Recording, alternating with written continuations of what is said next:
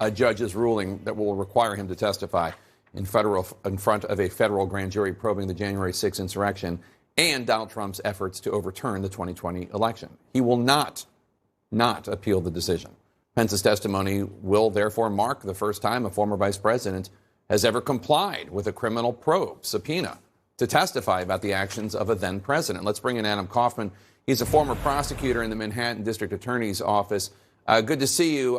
Vice President Pence's testimony would include conversations he had with Trump ahead of the Capitol attack. How significant is the ruling and Pence's decision to not appeal it?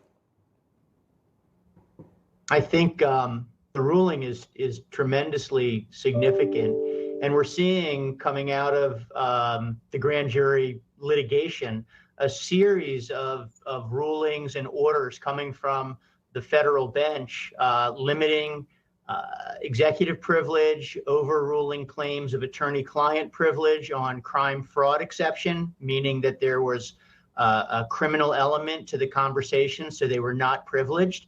And so all of this means that the efforts to shield the former president from having his closest advisors testify against him are collapsing one by one.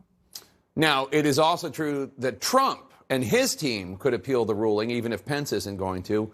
Do you think it's likely they could successfully prevent Pence from testifying?